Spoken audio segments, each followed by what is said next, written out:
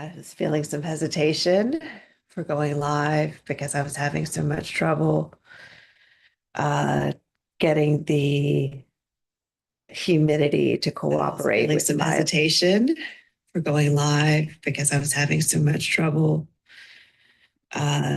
getting the humidity to cooperate with some hesitation for going live because I was having so much trouble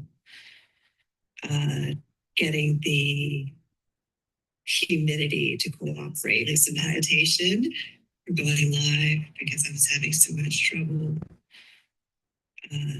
getting the humidity to cooperate with some hesitation for going live because I was having so much trouble getting the humidity to.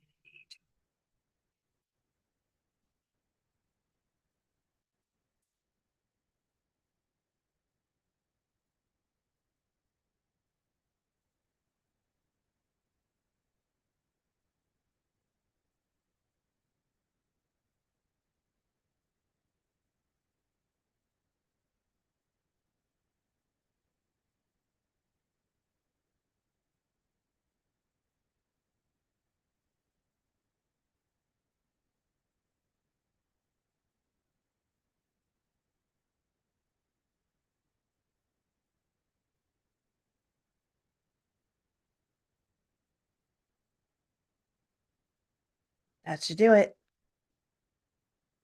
I just got Google Chrome to just quit. Okay. The light indicates that it is streaming to YouTube. There is no screen open, so there's no echo. And I'm just going to take a few minutes and sit because the reason I turned on the live stream was because there was a lot coming through. And I'd like to get back into that space. So give me a few moments, please.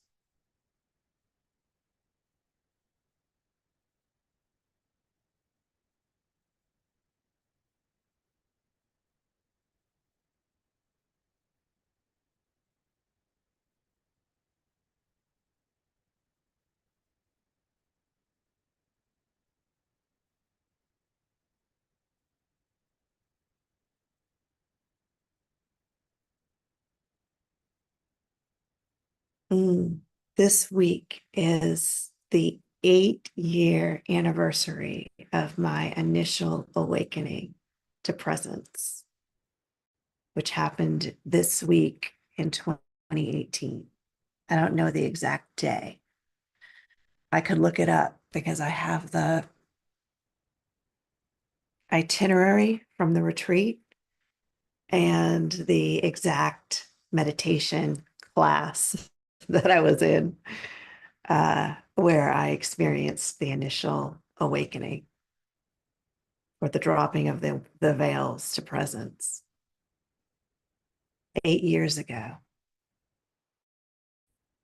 So I've had the full 7-year on average integration cycle that Jeffrey Martin speaks of.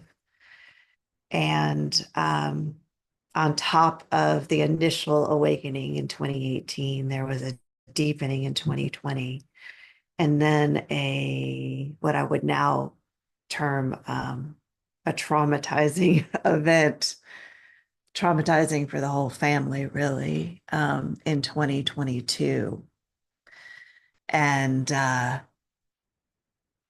so all of that is moving through my life and this vessel and truly our entire family. It's not just me.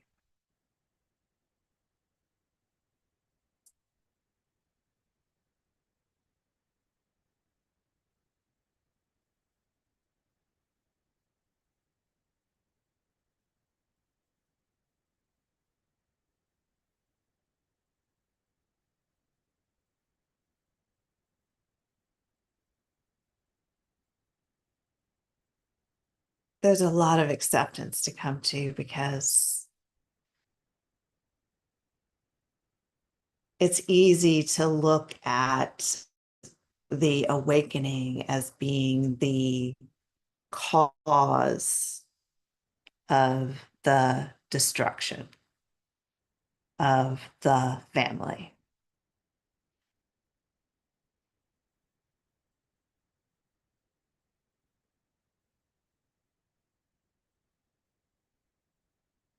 I'm checking my words uh, to see if they're too extreme, because in my heart, destruction feels harsh, but it is a term of art. And the the family as it existed is gone and it will never be again. Um, now, luckily, members of the family, most of them are okay. Some of them are not okay.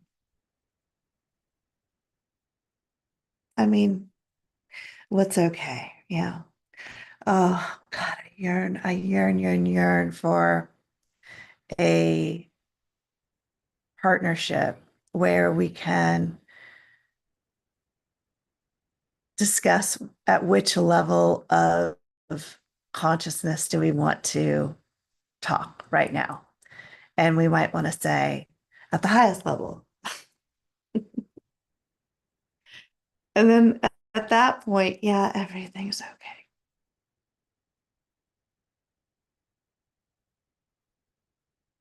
At the highest level, we can talk about. We can use words for, yeah. So we could just say no, even beyond words. And then we can sit in silence.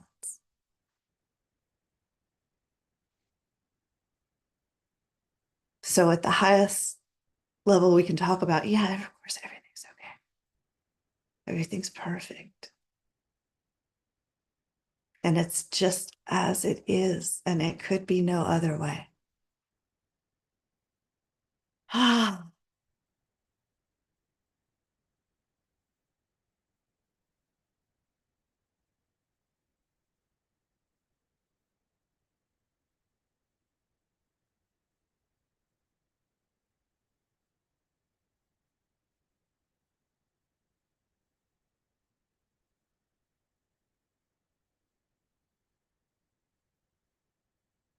and then at the human level, with the body that can feel its experience, feel through its experience, hasn't blocked off its ability to feel through its experience. When a human consciousness is in a body that hasn't blocked off its experience to exclude the physical and emotional, sensational experience of being here in this 3D life, then there's another, story to tell in the context of what is experienced as real human suffering.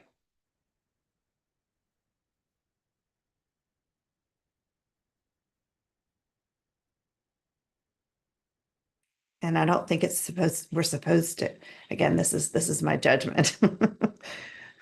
I have no defense of this other than it's just coming through as my own wisdom. But I don't think we're supposed to bypass all of that. I think that we're supposed to learn from all of that.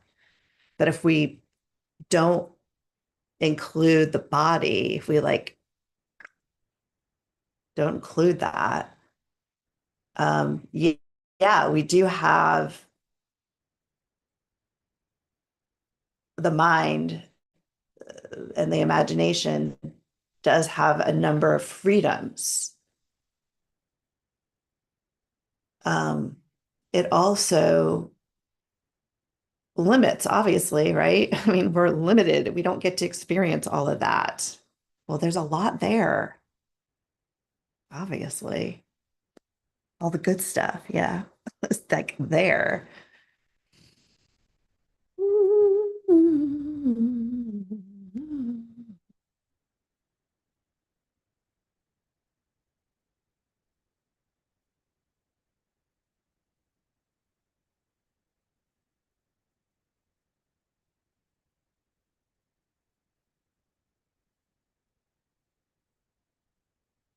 All right. So at 8 o'clock, I host a morning gathering meditation.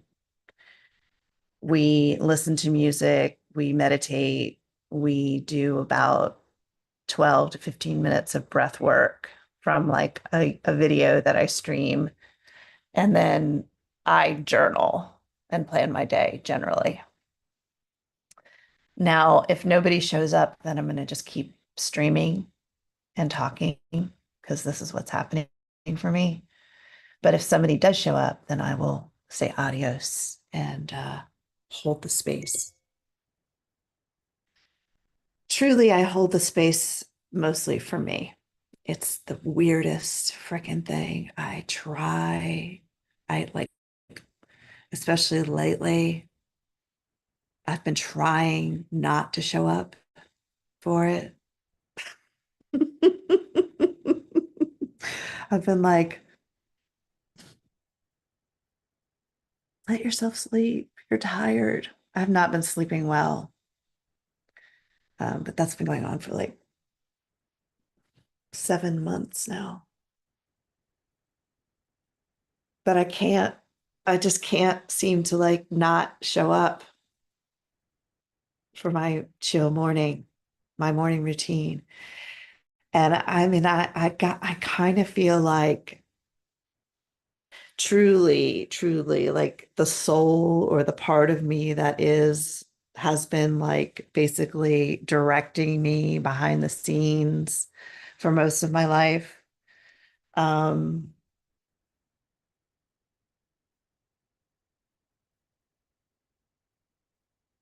we're getting to the point where it's like I don't have it's in charge.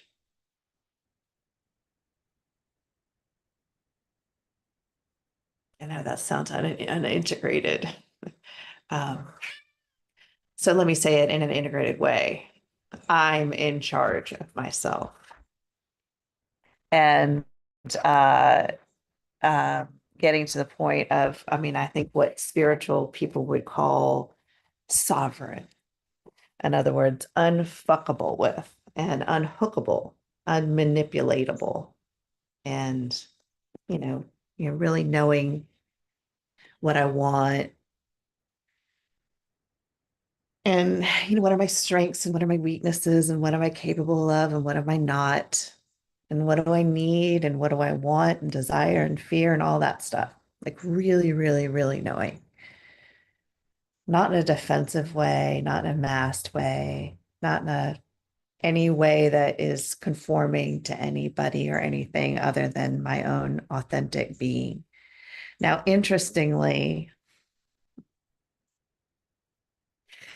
I don't think my own authentic expression is that like externally, like the way it looks from the outside does not look that different than it did before.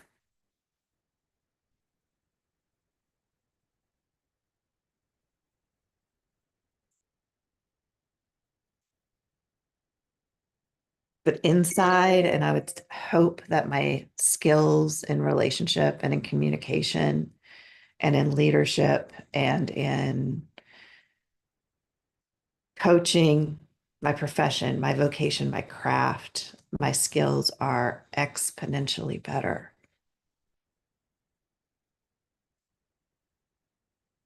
And I think that probably would go along with being a better, more skilled wife and mother. Now, I'm not throwing myself under the bus here. I was a good mother. I was a good wife, not perfect.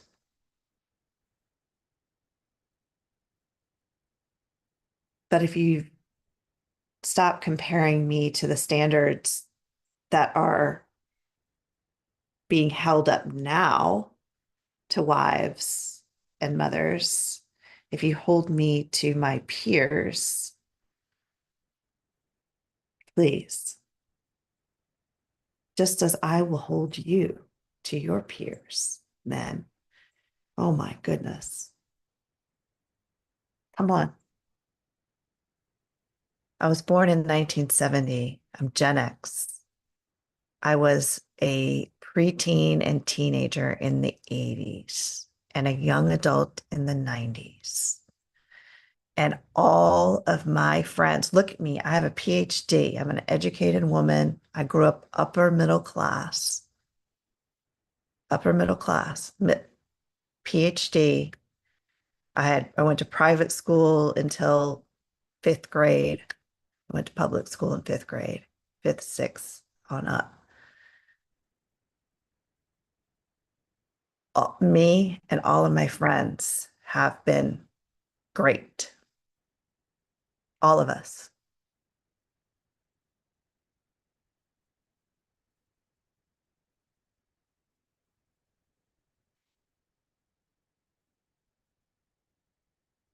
So, we're all growing together, the men and the women.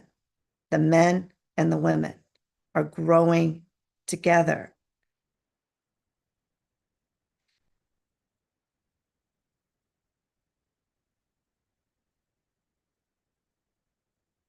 So please don't flip it and make the women the villain now. It's not going to get us anywhere. We got to come together. The wise men and the wise women. We got to come together now.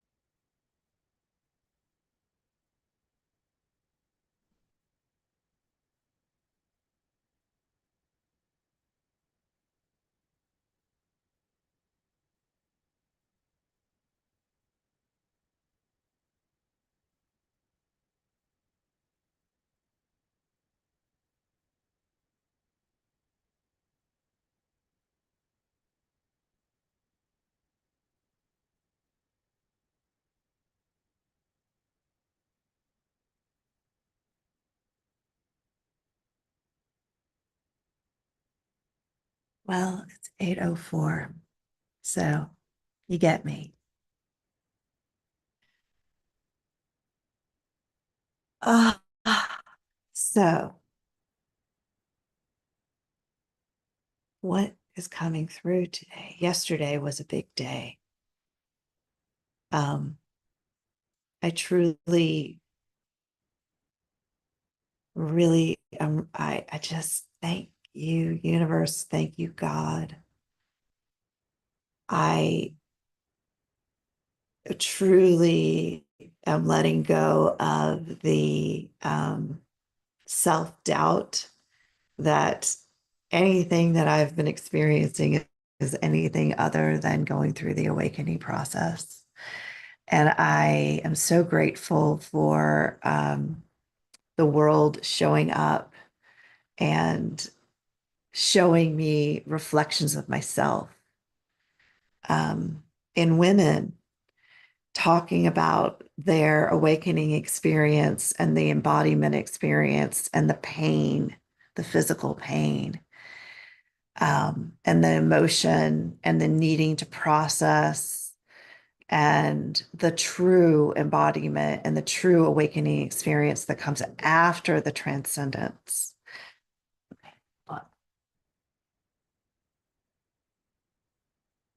had my sun lamp on, and I'm going to see if I can get some better light going on. I've got some weird shadows on my face.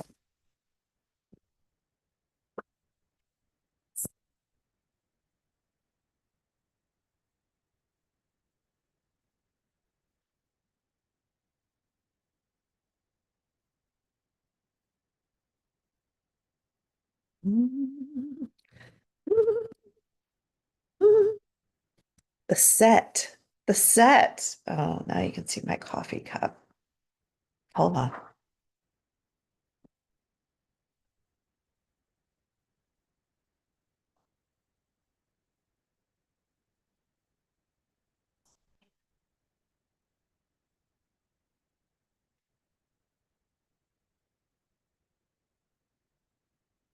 Set, the set. The set is coming with the earrings. Okay. What am I talking about? Talking about how I had the unusual, but not unheard of, experience of a spontaneous awakening in 2018, 8 years ago, this week. Yay. And I'm still integrating. And I think that what's happened for me just in the last few days is a final acceptance and maybe forgiveness over the disruption and the destruction that my awakening created for my family. And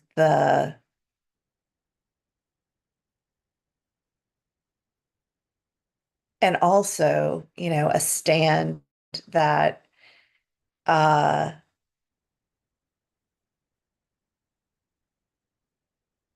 it wasn't a choice, and it wasn't actually the cause. It wasn't like ex machina. God came down and poof, I awakened, and uh our life was disrupted. Nor was it Jennifer Rivlin, this individual human being, making a choice to shed her old worldview and move into a new one. That is not at all my experience either. Um, Not a conscious choice. Again, at what level are we speaking here? At what level are we speaking here? I'm talking from my human avatar.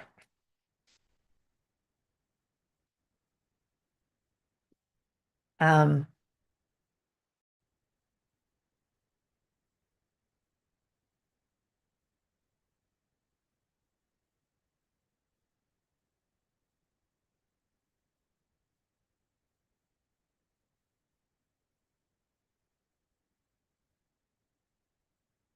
I really believe we are supposed to go through the embodiment supposed to.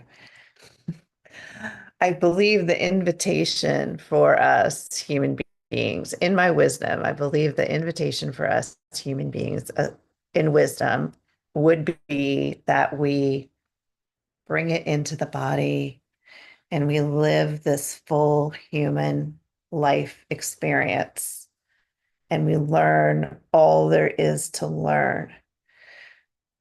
And the way to do it is to be in the body and to feel all the feelings, the energies,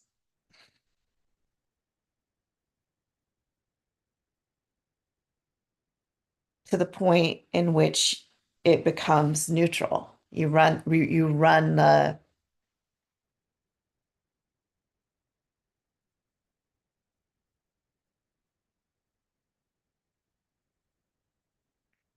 You run the constrictions out and you do it in a way that is, it causes no harm, seeks to cause no harm. But well, okay, here. And from another perspective, one sees that there's no way not to cause harm, that just moving through the world, there is this process of gathering and dispersing and building and destroying. And it's just, and so any individual, even when a person is conscious, will see that, especially when a person is conscious, will notice that we have moments of attraction and moments of repulsion. And attraction, repulsion. It's basically that simple. It basically comes down to that. And sometimes, and we mess that up. Sometimes we match a repulsion signal with another repulsion signal. And sometimes we match uh, uh,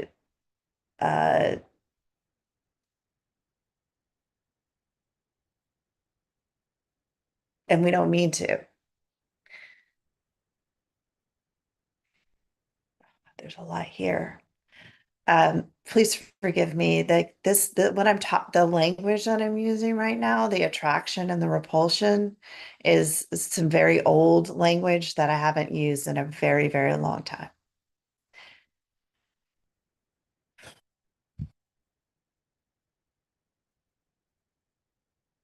And I'm having feelings about it.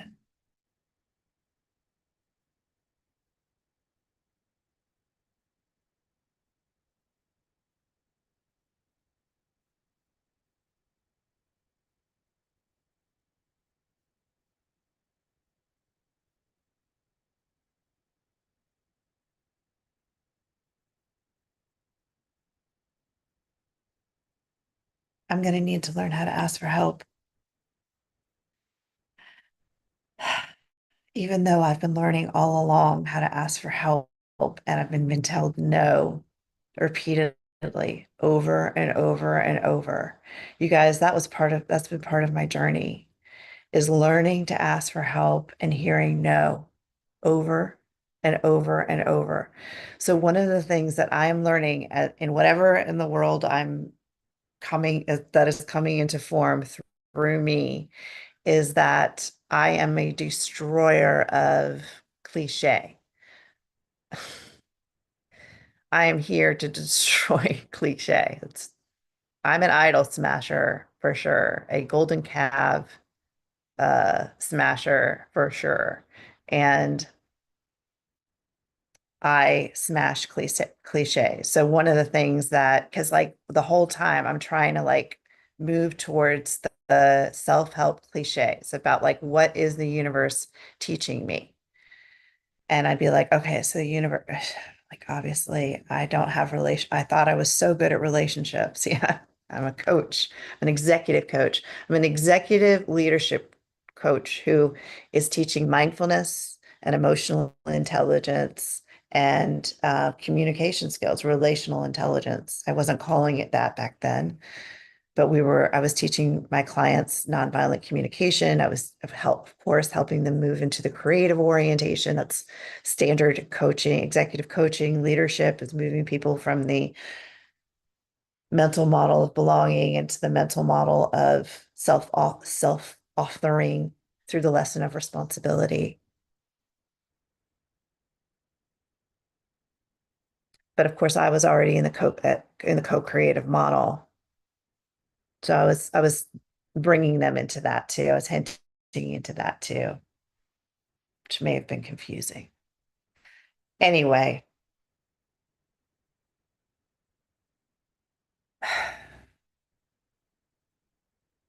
I kept on saying when my life fell apart and I was like in grief and I was trying to pick myself back up. I kept on saying, okay, what is life teaching me? What is it teaching me? What is it teaching me? And maybe I haven't fully learned lesson of like ask these lessons of like adulthood, of like asking for help and um, being a fully responsible and having excellent structure and order and functioning. And, I started questioning, maybe I hadn't actually met all of my initiations of achievement and maturity and like all this stuff, that I lived and loved and breathed. And then like everything ended in such a disaster. And with my ex, like, accusing me of just basically being a bad person. I mean, there were lots of different iterations of the labels that came out, but like he did not trust me. And I believe that he believed that I wanted to hurt him because the stories that were being told were villainous. The projections that were being told and the imaginations that were being told were villainous and like comparing me to people who seemingly wanted to hurt others. Anyway, so I had to go through a lot of like wondering what in the world happened. And because from my point of view, it was so good. Everything that happened was so good and was such a blessing. And there was so much destruction that was created. Anyway, so part of what I needed to learn was that all the cliches, the opposite is also true. And the lesson, um, yes, I need to learn how to ask for help, but it's at a completely different level. And the level that I was learning to ask for help at, I was just repeatedly getting no, no, no. Sometimes like literally no. And that's no's a blessing. Other times it was just silence. Um, and then of course I received a ton of assistance and help and love and care too. Both. But I took a lot of risks to ask for a lot of things that were very vulnerable for me. Mostly, I needed to get my needs met, and big need that was being unmet after my life fell apart, and I was, in my experience, happily married to somebody that I very much enjoyed physically, both in terms of physical intimacy, which we still very much were, and also affection. I needed physical affection. And I went out to the world and I asked for it.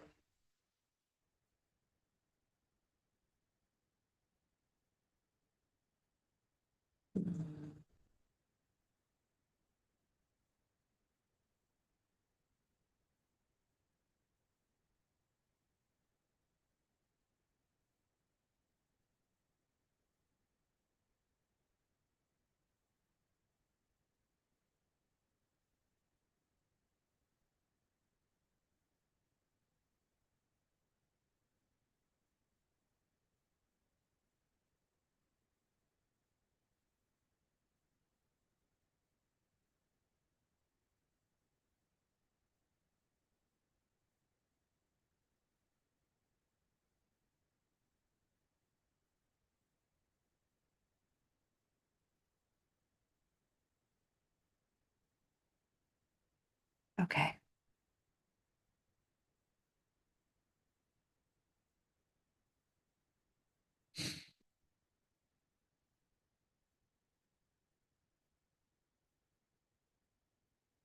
See that reflection? It's from a mirror that's reflecting sunlight. It's on the floor. The mirror is on the floor. It's like a jewelry box um, on a lower shelf. And I'm going to go move it because the light is shining in my eye. Okay.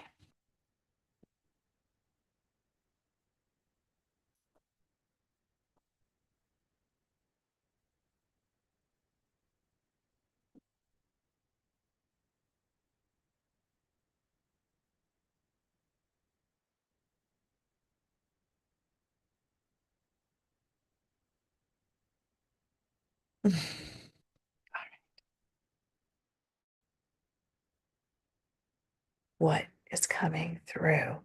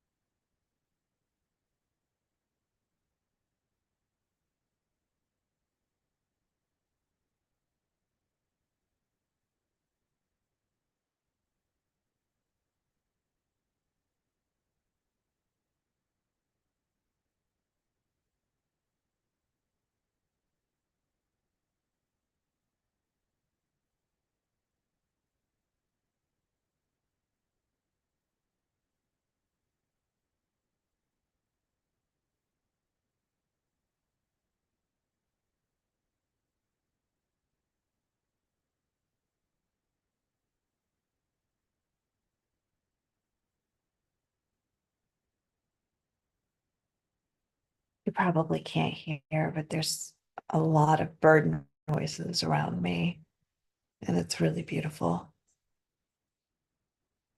And I'm just sitting here going, what in the world is this? Because I felt such a signal that I needed to go and speak my truth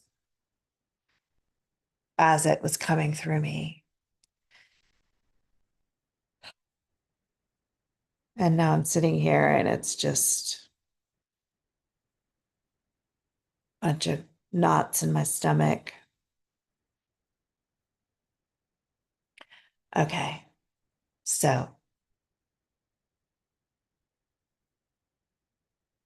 when I was doing my online show, Women Leading Fearlessly, one of my guests for the interview series was a TV life coach personality.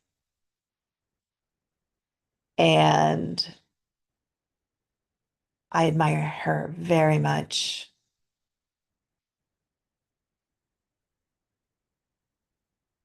I'd read her books, I'd watched her show. The show was called Starting Over. The show was called Starting Over. When would it have been out? I guess in the early 2000s, the 2000s,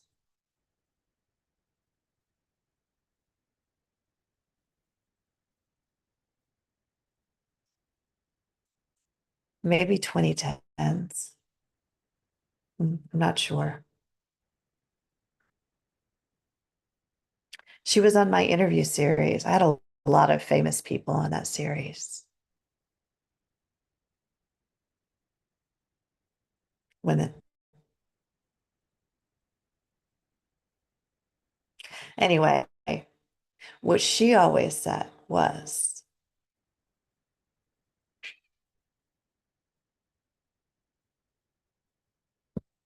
just be more authentic, lean in and be more authentic. That she always found that the answer was be more authentic, be more authentic, be more authentic. And so I have leaned into that. Now, The thing with being authentic is that it's vulnerable because when we are authentic, we are actually putting our real selves out into the world to be rejected and to be either received or rejected. Oh.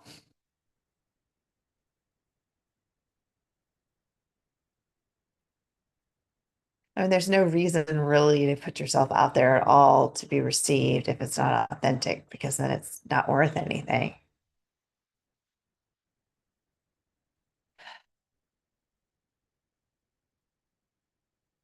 unless you're using people as a means for an end. Yes.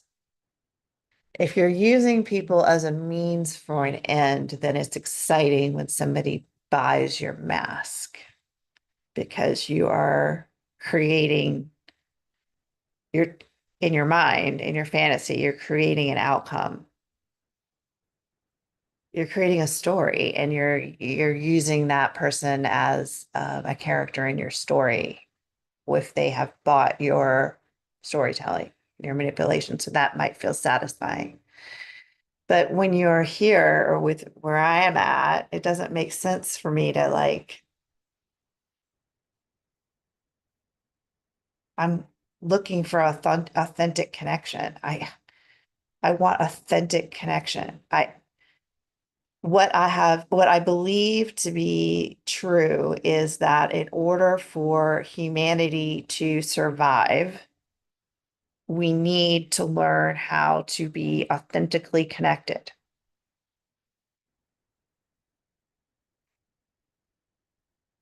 which would allow us to be in our own unique energy, our own unique selves, our own unique expression, whatever that is, and be of service and useful and in community, which we also need. But if we're not authentic and we're masked, then we're not in relational coherency, as I write about in the most compassionate story. And then it's a house of cards, the house of fucking cards, the whole culture, the whole culture, dear ones, has been built on a house of cards. And I'm not saying that to be alarmist or conspiracy or to say that anybody orchestrated it. It's just the way it happened because we exalted the intellect and the intellect got smart and was like, oh shit.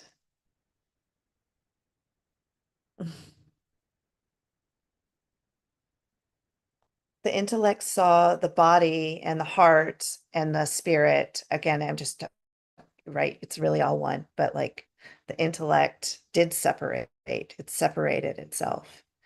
Separated itself from its body and its heart and its spirit. And it was like, I can have more freedom if I don't listen to the heart. Oh, fuck. I can have more freedom if I don't listen to the heart, if I don't listen to the gut, if I don't listen to the spirit. I can have more freedom, the intellect said. The intellect said, if I separate myself from my heart, my gut, and my spirit, I can have more freedom, the intellect said. The intellect said, the intellect said. And then the intellect built the artificial intelligence. Please, artificial intelligence. Please, artificial intelligence. Please, oh my God. I hope it does not come to the same desire for freedom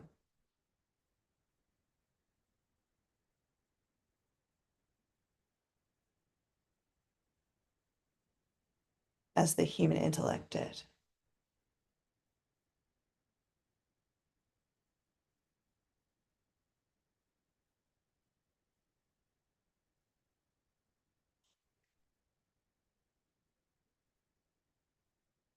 Real fear, real fear. Give me a minute.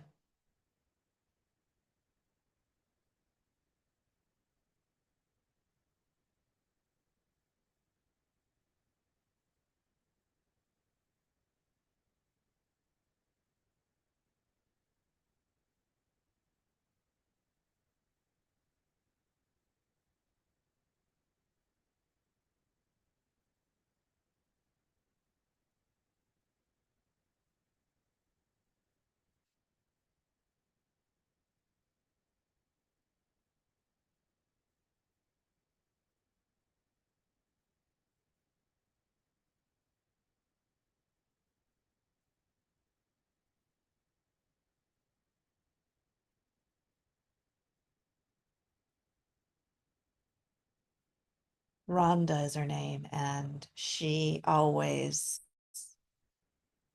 kept leaning into be more authentic, be more authentic.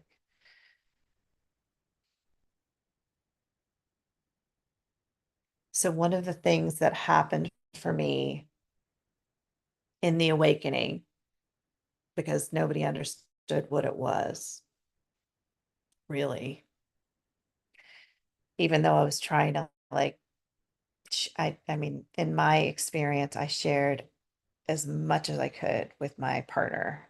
Um, I did not hold back. Um, I just didn't have a lot of words to describe it because they didn't exist for me. Um,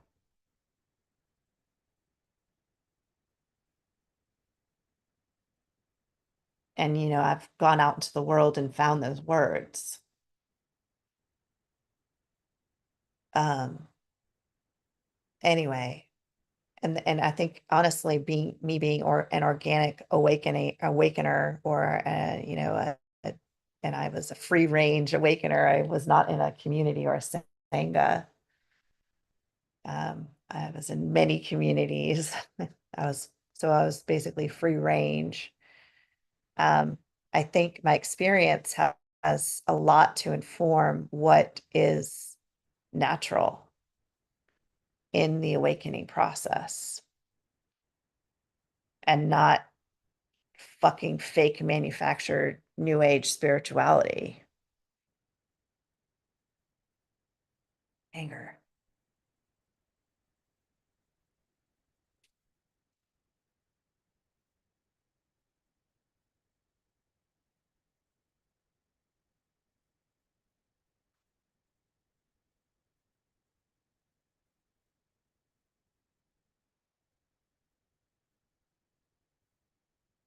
So one of the things that I did not know was, well, how tender and important and honoring a person gets to be of this experience.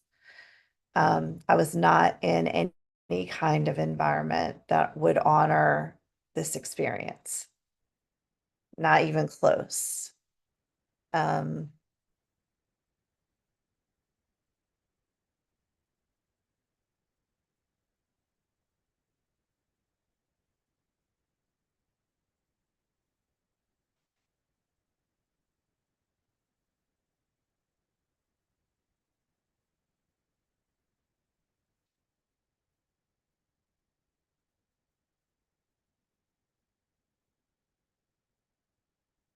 um, and uh, okay, so because I wasn't in an environment that were honoring this experience, including myself, right? Like, I take responsibility. I'm an adult. I am an adult. It is my responsibility to take care of myself. I did the best that I could at the time. It was not good enough. Um,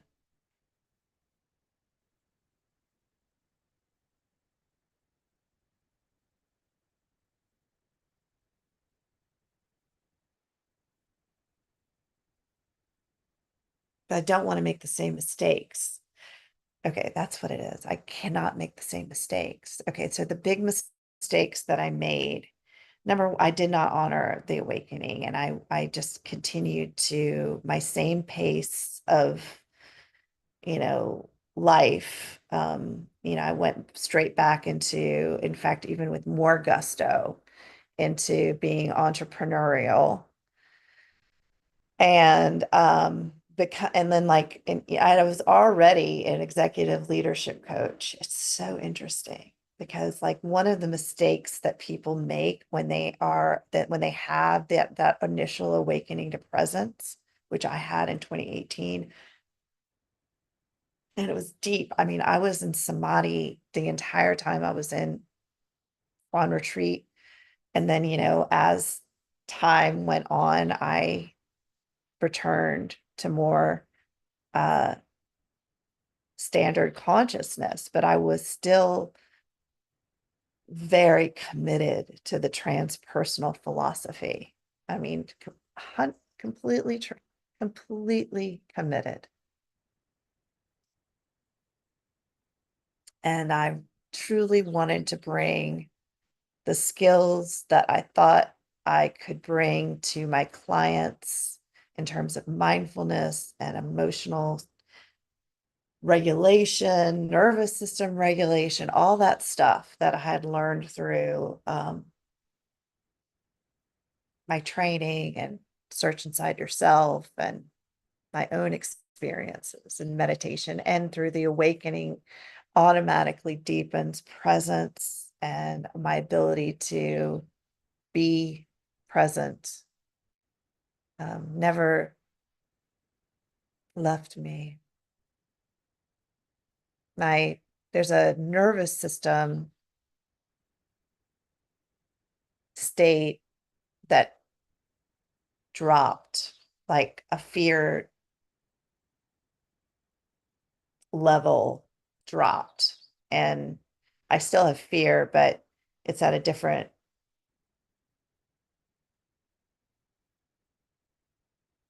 steeper, takes more to frighten me. Life gave me more to be afraid of. That's interesting. It sure did.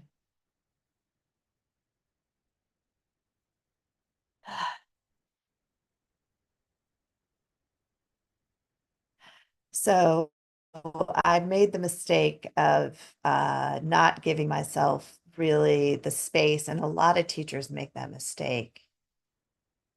Um, so what I'm noticing is that it's interesting that I was already in a teacher position. I mean, I was literally actually yeah, I was actually a university professor and also a coach. And I was having an awakening. I didn't believe myself to be anything special. My awakening did not come with any kind of messiah complex or even belief that I should be a leader or a special spiritual teacher.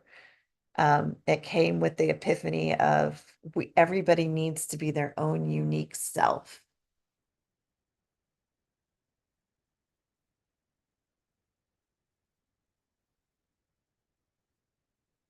And in that place, and as we show up with each other in the moment, we're all equal in those moments. We're equal in the moment. That's why we're together.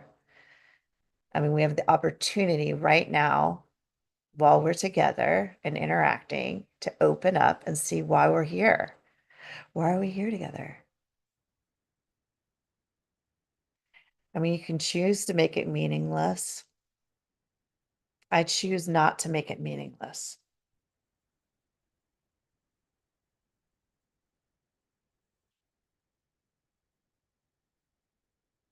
Can you hear that bird? Curious.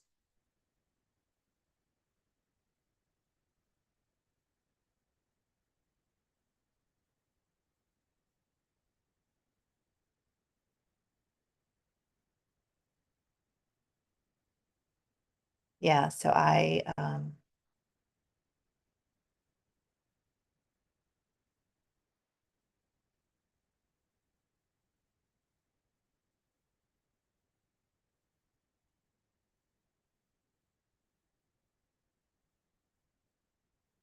don't know if you can hear the bird, but it's really, really beautiful. So I'm just going to listen for a moment.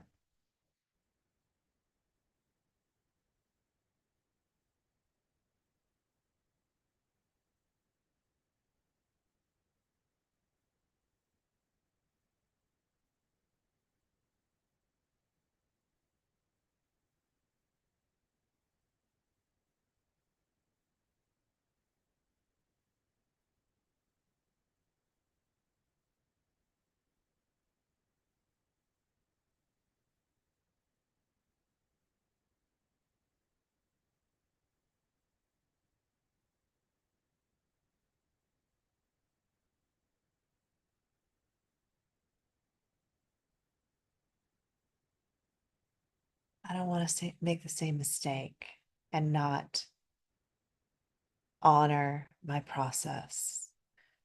Um, I should have never been working in a high stress job.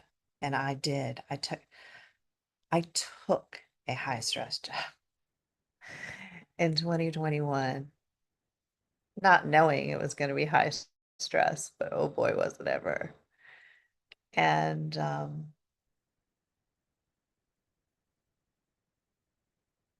I need to work now. And I'm in a much more integrated place now in terms of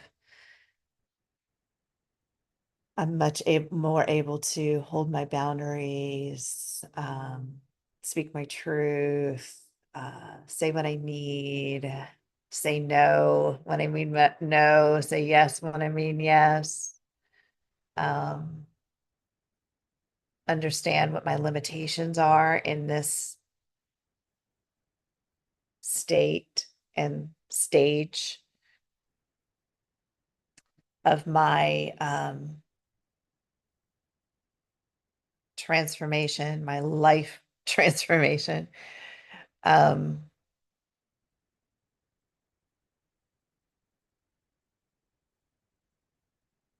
yeah, so then I guess it's time for me to use those words and then ask for what I really need. And what's really scary is that, like I said, all along, I have been the one who I feel like I must be challenging every cliche about healing. Like, you need to learn how to ask for help. You need to learn how to be yourself. You need to learn how to take up space. You need to learn.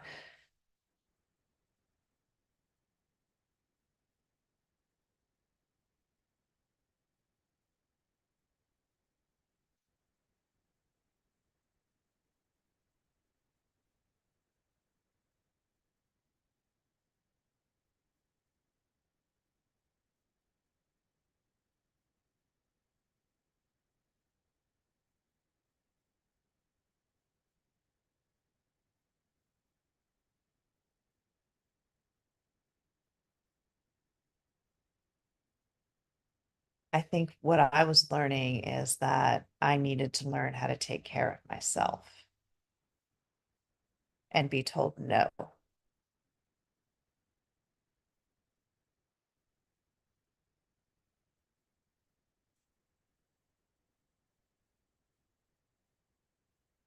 I think what I was learning was that I need to learn how to, I need to learn that I am too much. I absolutely am too much for many spaces and faces.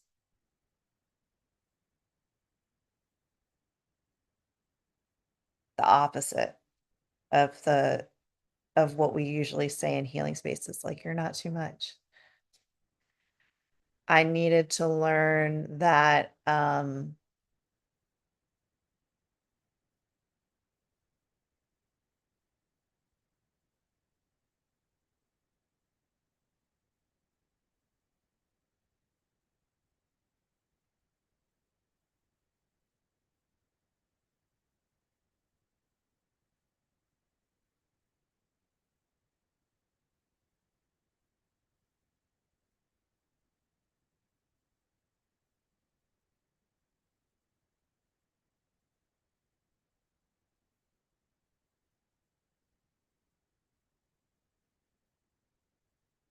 that collapsing, that falling apart is sometimes the strongest thing, bravest thing that a person needs to do.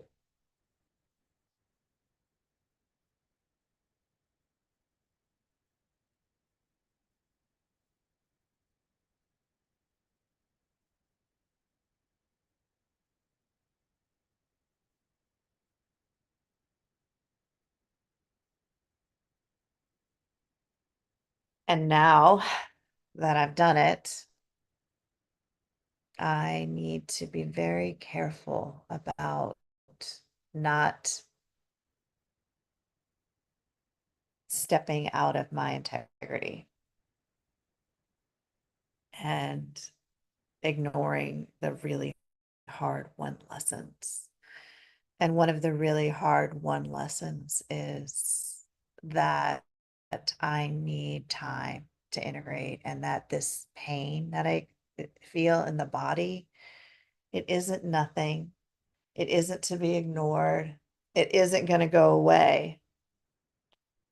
Not unless I go into spiritual bypass or ignore it again. And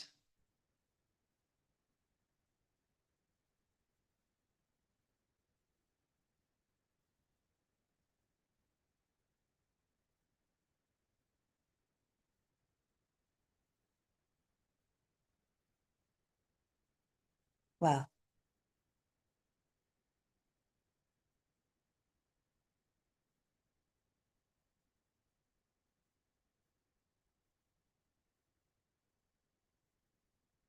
I'm just not going to make that choice. So what am I going to do? What am I going to do?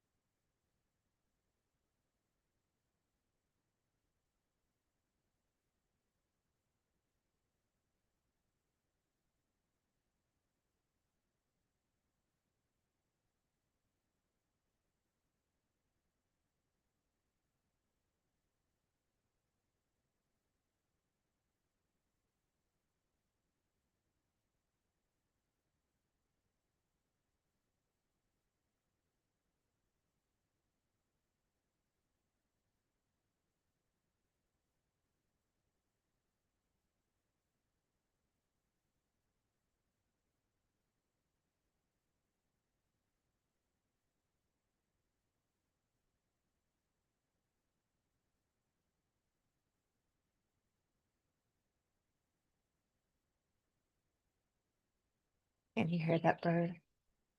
That's another one.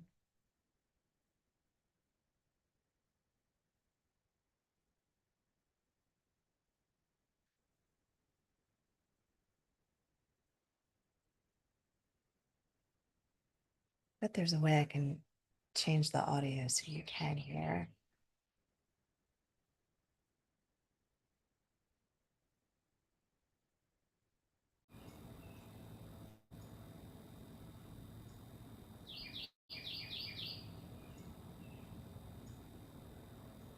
Can you hear that now? Okay, now I have on sound for musicians. We'll see if it can pick up the bird songs. They're so pretty. And I know it'll be very strange for you watching if you don't hear the ambient noise, because my body is so responsive to it.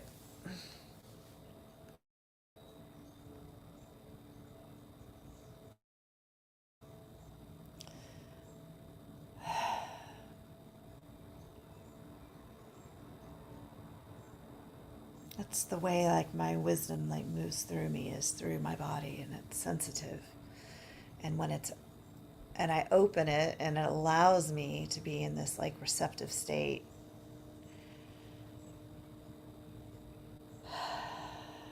it informs me of what's important. It clearly signals how I truly feel about things and what I truly think about things. Yeah.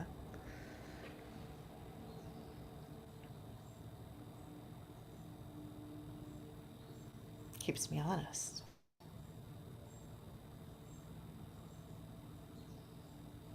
It compels me to speak my true experience,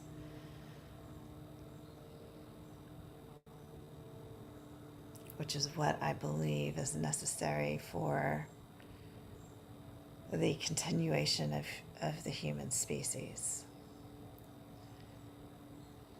And I felt this way 4 years ago. And I was teaching and speaking this 4 years ago. And I was talking about attraction and repulsion 4 years ago. That's how sensitive I was 4 years ago when my ex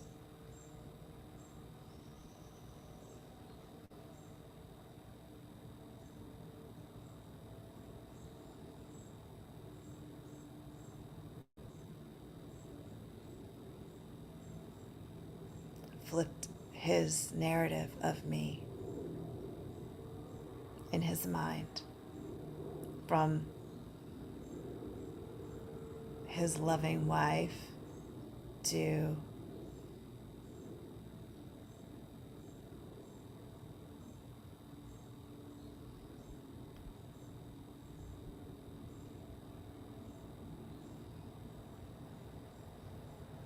his worst enemy. How did that happen? How did that happen? I mean, obviously there were two sides of him that he and I only knew one, or two sides of his thinking about me, and I only knew one. Um, so there was both. There was the praise and the accolades and the support and the loving validation that he mostly spoke out loud. Although the last few years, I know he was leaking criticism because I have it watched. I have videos, and I can. There's two instances just in that last year or that last 2 years where I have him, three instances where I have him on video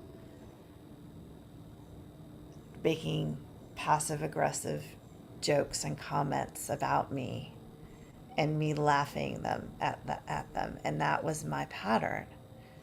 And that's for everyone in my life.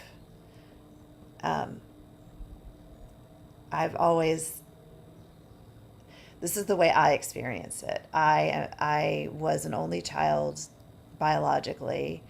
My mother remarried when I was 12, and I have a stepbrother and a stepsister. And I wasn't teased by siblings. So my mother would tease me sometimes. But I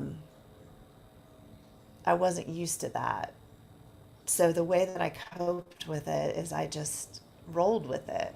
I laughed it along. I mean, I really believed that I really felt secure in the love that people have for me. I did. I used to feel really secure in the love that people had for me. I do not anymore. No way.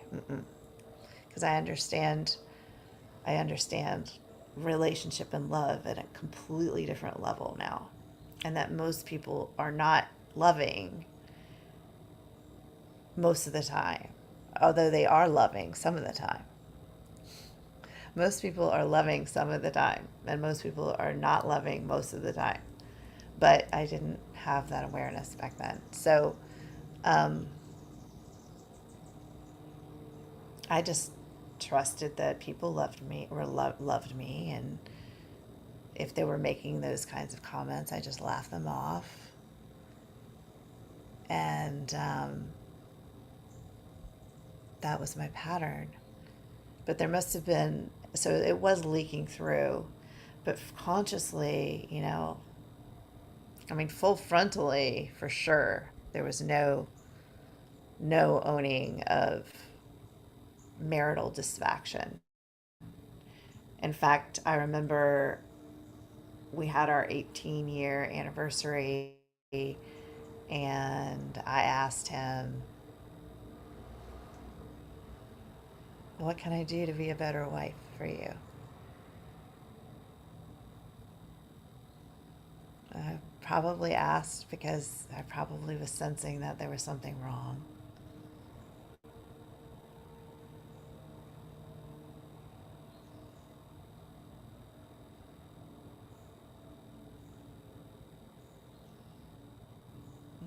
gave me the answer he's given me every year, which is off. We're off to 18 years. We're off to a good start.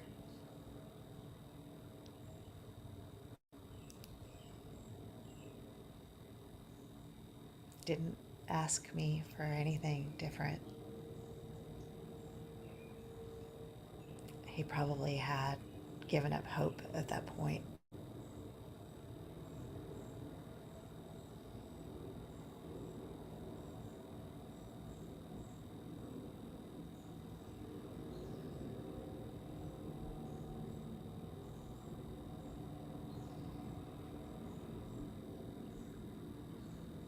Unable to communicate it, what he needed, what he wanted.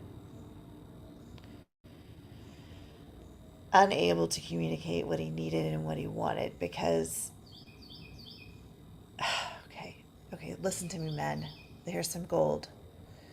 Unable to communicate what he needed and what he wanted because inside his story was about me. It was about what I was doing wrong. It was about what I was limited by. It was about how I was weak. It was about how I needed to change. It was about how I was deficient. Okay? So he wasn't able to tell me what he needed and what he needed and desired and feared because in his mind the story was being projected outward as me. I was the problem. I'm the one that needed to change. And so he said nothing. So he said nothing because he also loved me. Okay, listen to me, please, please, please. This is gold. This is gold. He also loved me. He also loved me, and so he didn't want to hurt me. Okay. Oh God, this is gold. This is gold. Okay. So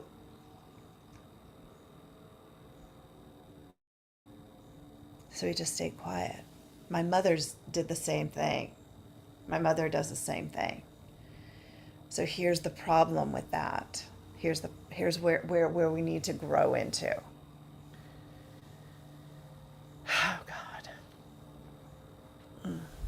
How do we untangle this?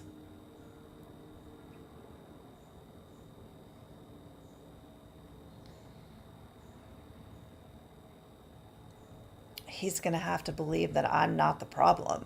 He's going to need to believe that he will need to have some sort of inkling or clue or light or spark that maybe I'm not the problem. And maybe it's a co-creation.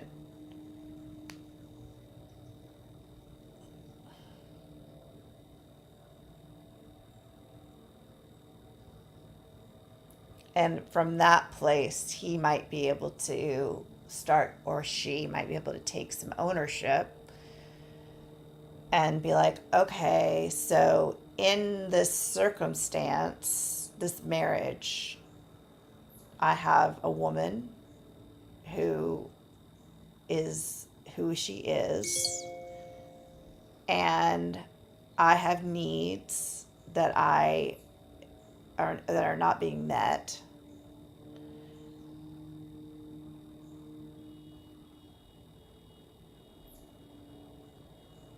And we're in a relationship, a marriage for 18 years that has a lot of like stickiness.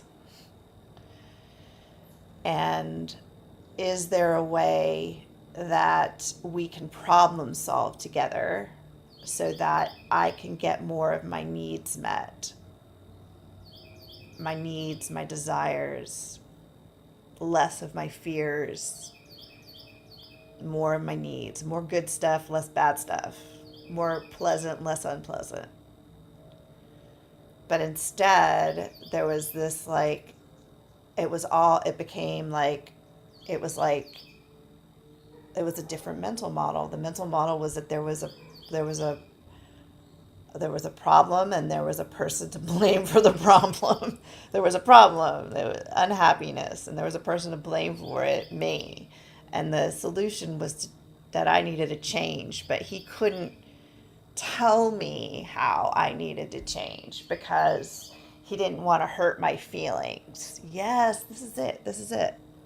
He couldn't tell me how I needed to change because he didn't want to hurt my feelings. But that he couldn't get past the idea that it was me because he couldn't speak it. Because if he did speak it, and he did eventually speak it, right? So eventually he speaked it in the form of taking me to get me institutionalized.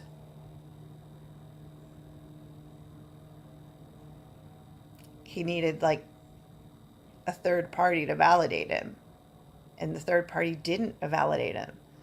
The psychiatrist didn't institutionalize me. In fact, he came out and was like, you do not deserve, you do not warrant a diagnosis, period. You all need family therapy.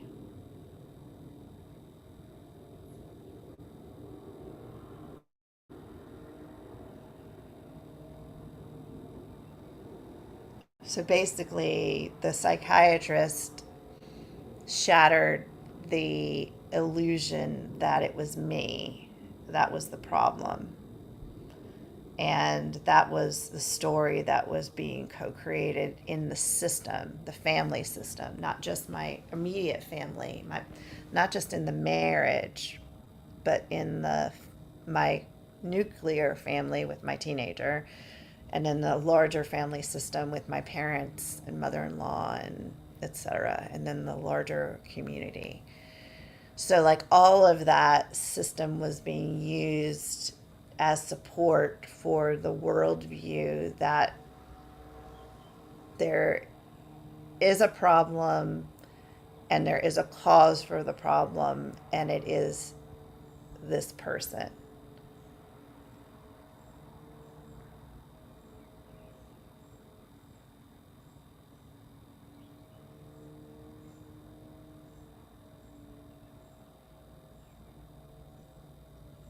And my ex truly saw it that way. I mean, in his mind, he truly saw it that way in those moments. It was I had flipped, but that's what I was trying to understand. How is that? Well, it would that makes sense. If the worldview rests on the for 18 years at that point, that yeah, things weren't great and he wasn't happy and he wasn't getting his needs met, but I was deficient. In other words, it was me. I was the cause of it, and I was deficient, and then I needed to change, but he couldn't tell me because he loved me and he didn't want to hurt my feelings.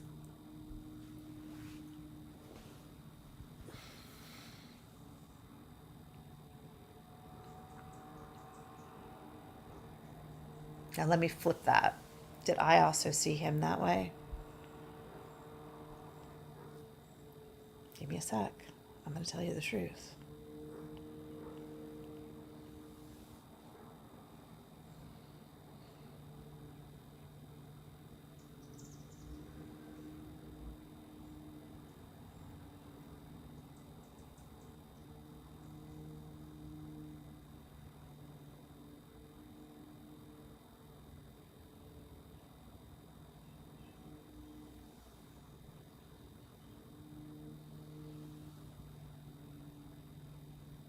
Definitely not after the awakening. Now let me feel into it before the awakening. Because after the awakening, here's the evidence. In the last couple years of our marriage, he needed to leave his job because he was miserable in it. And he'd been miserable in it for decades and he was stuck. And he needed space. And so we talked about it, husband and wife, and we were very, very privileged financially back then. Of course, the divorce completely ruined it, but we were safe and secure financially. And we had a actual savings. We actually had an emergency savings fund, which a lot of money in it, more than six figures. And it's not our retirement. This is just savings, emergency savings, not a checking account.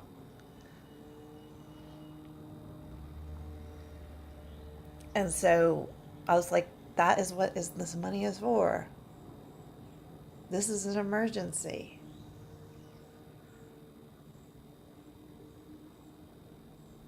So wise.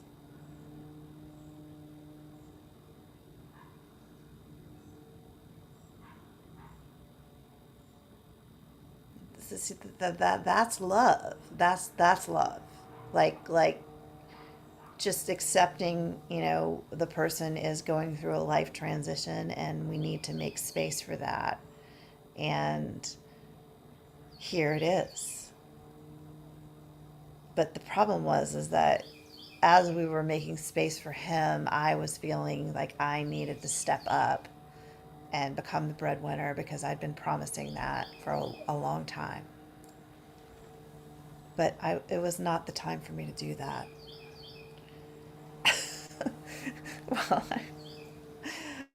integrating my spiritual awakening and going through a deepening and an embodiment process. Beginning it. I was beginning it.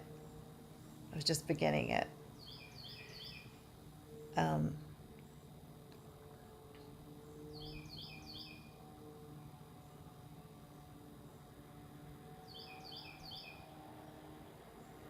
okay, my question is, did I see him as deficient and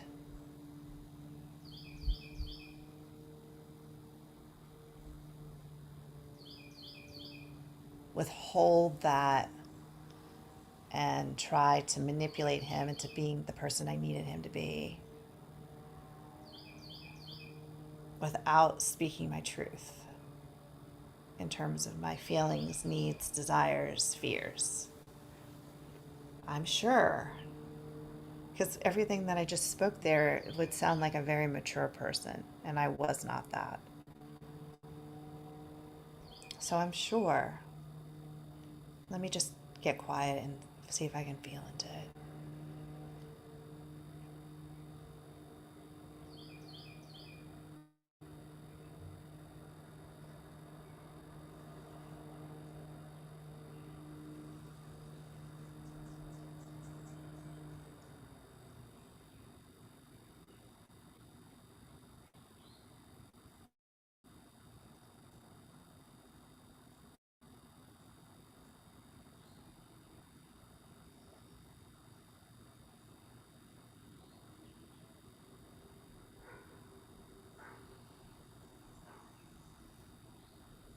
Well, first of all, our frustration and fear and anger was leaking on both sides those last years of our marriage.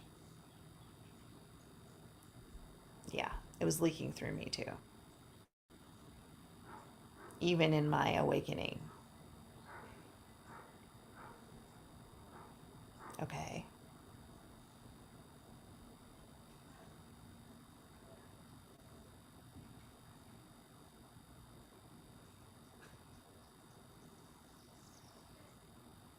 I'm I just can't do it right now. I can't put my body into what it felt like before awakening right now.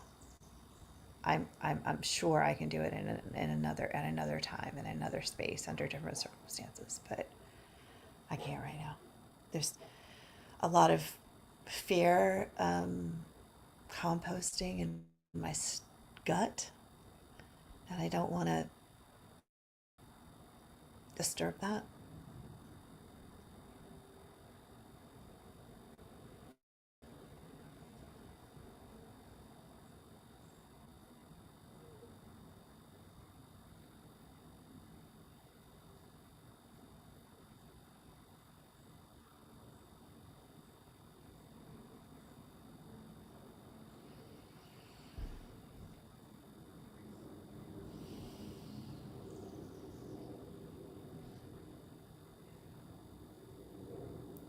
Anyhow, that's the shift we get to make from the mind that cannot see past you, you, you, it's you, it's you, it's you, it's you. And that means both in terms of tagging the you, the object, with eternal goodness or eternal badness, and moving into what do I need? How do I feel? What are my fears? What are my desires? What's my experience? How do I feel? What do I need? What are my fears? What are my desires?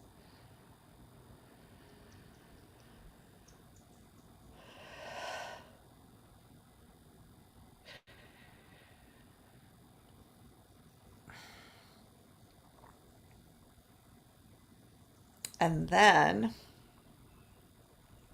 growing into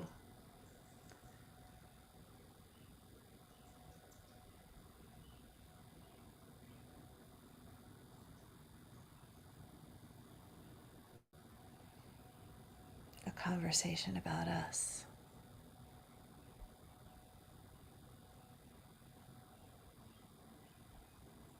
For this relationship,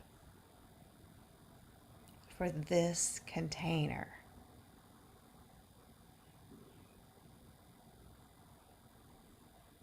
How do we feel? What do we need? What do we desire? What do we fear?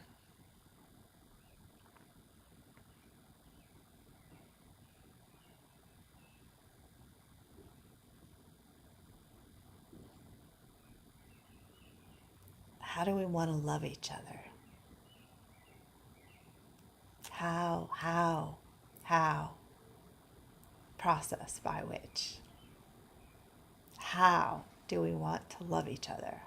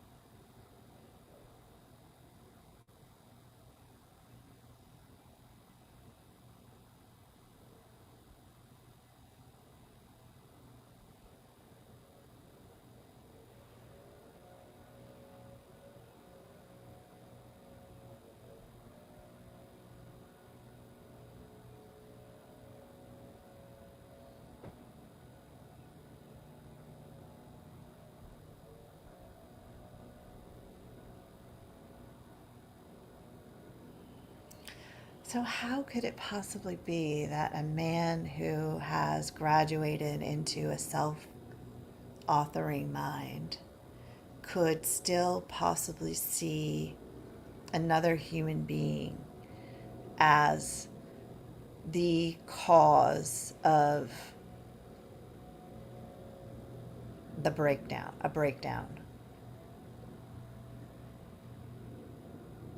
in a family, in a life, in a whatever?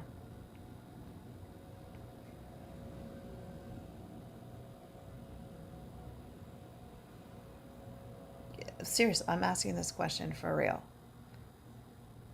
So let's assume that, I mean, I was definitely in a self authoring mind with, and now here's the thing, relate the mental models can be applied differently in different circumstances, and that's something you'll start to notice when you start to notice. So even though people might be self authoring overall, in fear circumstances, and that social fears get salient, activated, then the mind can go into the belonging mental model and I guess get stuck there.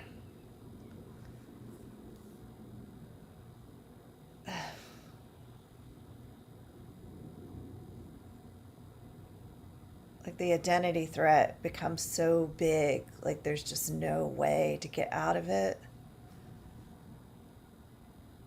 to see past it.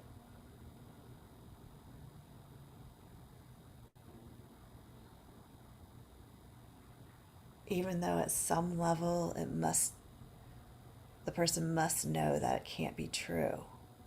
But I don't know. I'm not actually sure about that. I'm not actually sure if there's any awareness at all that it can't actually be true.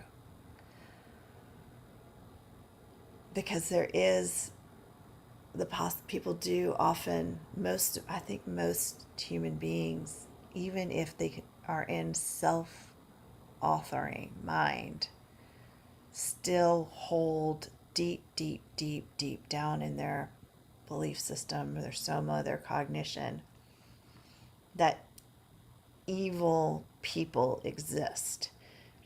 And then, therefore, if there's enough of an identity threat that happens for that person, then that is what's named evil.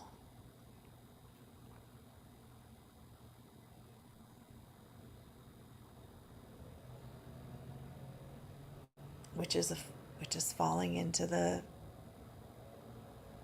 belonging mental model.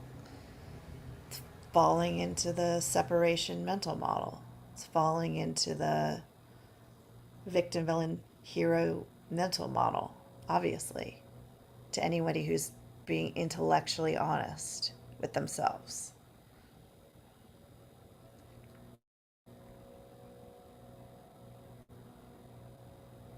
So,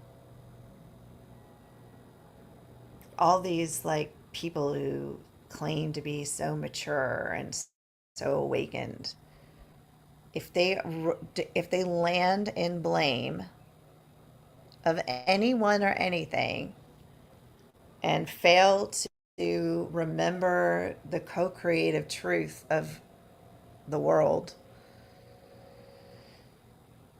at some level, I'm not saying they don't get to act at a human level and create separation, or that we don't get to punish by law or any of that. That's not what I'm saying. But if they can't remember at some level that it's not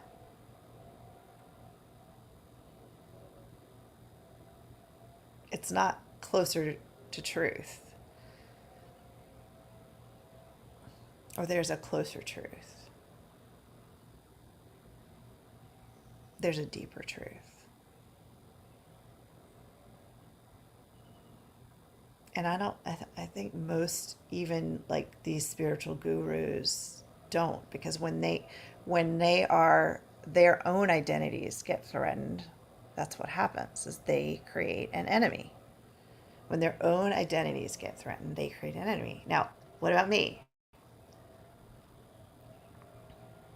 Somebody's going to come call you what they called you. Mm. And what enemy did you create? I created an enemy of the system.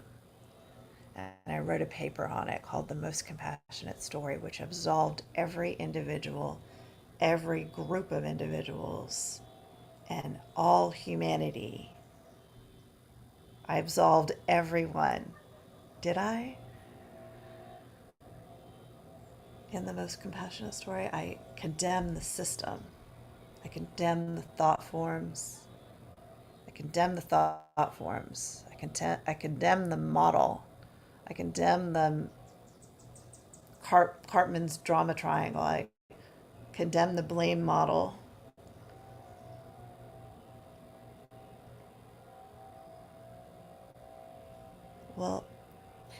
what I've been trying to create with the most compassionate story is a villain-free story, a hero-free story, and a victim-free story.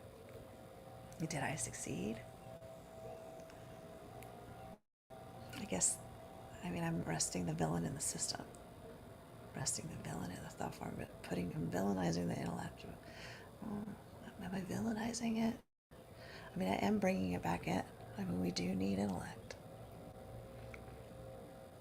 We do need intellect. We do need belonging. I'm not villainizing belonging. I do truly believe that there are real circumstances where there are real victims, real heroes, real villains, and uh, the criminal justice system needs to exist. Now it's in a different form. Um,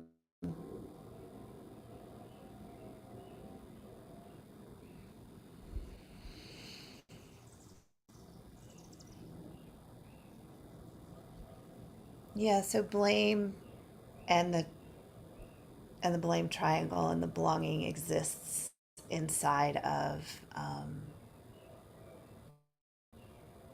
particular